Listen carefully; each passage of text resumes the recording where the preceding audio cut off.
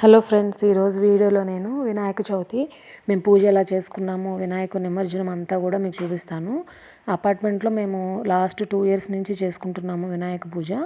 అంటే ఇంట్లో చేసుకున్నది కాకుండా కమ్యూనిటీగా అందరూ అపార్ట్మెంట్లో ఫ్లాట్ మెంబర్స్ అందరూ కలిపి ఇట్లా ఒక్కొక్కళ్ళు చందాలాగా చేసుకున్నమాట. ఎవరికి తగ్గట్టు వాళ్ళు ఇంత మినిమం అమౌంట్ అని కలెక్ట్ చేసుకుని ఇట్లా వినాయకుని విగ్రహం తెచ్చుకుని పూజ చేసుకుంటూ ఉంటాం అనమాట. ఇది 3rd ఇయర్ జరుపుకుంటున్నాము. ఫస్ట్ 2 ఇయర్స్ కూడా చాలా బాగా గ్రాండ్గా చేసుకున్నాము. ఇది 3rd ఇయర్ అనమాట. సో ఫస్ట్ ఇయర్ చేస్తే మాత్రం 3rd ఇయర్ కంపల్సరీగా చేసుకోవాలి. సో ఆ సెంటిమెంట్ పరంగా అందరం కూడా చాలా బాగా చేసుకున్నాము. మార్నింగ్ పూజ కూడా చాలా బాగా జరిగింది. పూజారిని పిలిపించే పూజ అంతా కూడా కరెక్ట్గా చేయించుకుంటాం అనమాట. అంటే ఎవరికి వాళ్ళు చేసుకోకుండా పూజారిని పిలిపించే చేసుకుంటాము. ఇప్పుడు ఏంటంటే ఇది సాయంత్రం అనమాట. మార్నింగ్ పూజ అంతా కూడా నేను పూజలో కూర్చున్నాం కదా, ఇంకా టైం లేక ఎక్కువ వీడియో షూట్ చేయలేదు. ఇదేంటంటే స్వామివారి నిమజ్జనం టైం అయిపోయింది 6 తర్వాత. సాయంత్రం ఏంటంటే కొద్దిగా వర్షం కూడా పడిందనమాట. నిమజ్జనానికి అంతా రెడీ అయిపోయాము.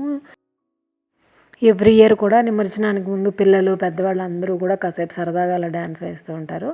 సో మా పిల్లలు కూడా డ్యాన్స్ వేస్తున్నారు చూడండి. కాసేపు ఎంటర్టైన్మెంట్ అనమాట అంతే. ఎంత ఒక 10-15 మినిట్స్ పాటు అట్లా ఒక్కొక్కళ్ళు కొద్దిగా డ్యాన్స్ వేశారనమాట. పిల్లలు మాత్రం చాలా బాగా ఎంజాయ్ చేశారు. ఇప్పుడు చూడండి మా స్వామివారు ఎంత బాగున్నారు కదా. ఈ ఇయర్ ఎంత బాగా అయితే సెలబ్రేట్ చేసుకున్నామో నెక్స్ట్ ఇయర్ కూడా అంతే బాగా సెలబ్రేట్ చేసుకోవాలి. అందరినీ బాగా చూడు అని చెప్పి దేవుణ్ణి మొక్కుకొని ఇలా నిమజ్జనానికి 5గురు పట్టుకుని తీసుకెళ్తున్నారు అనమాట. నిమజ్జనం అంటే ఎక్కడికి తీసుకెళ్ళట్లేదు, అపార్ట్మెంట్లోనే. సిటీస్లో కష్టం కదా నిమజ్జనానికి.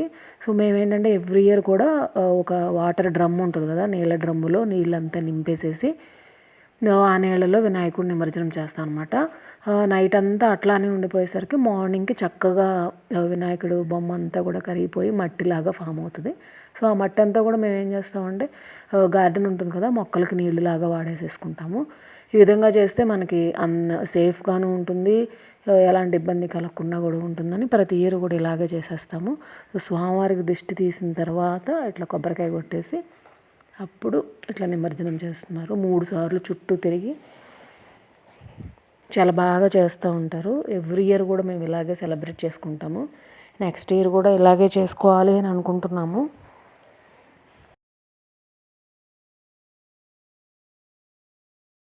ఇట్లా స్వామివారికి బట్టలు ఏంటంటే ఎవరైతే ఎక్కువ అమౌంట్ డిస్ట్రిబ్యూట్ చేస్తారో, అంటే ముందే అనుకుంటాము మేము కూర్చుంటాము అని ముందే అనుకుంటారు కదా, సో అట్లా మేము అనుకున్న దాని ప్రకారం అనమాట. ఎవరైతే స్వామివారి పూజ కూర్చుని ఉంటారో వాళ్ళే బట్టలు తీసుకుంటారు అనమాట. అంటే స్వామివారికి ఇక్కడ పంచే ఉంటాయి కదా, అవన్నీ కూడా వాళ్ళే తీసుకుంటారు.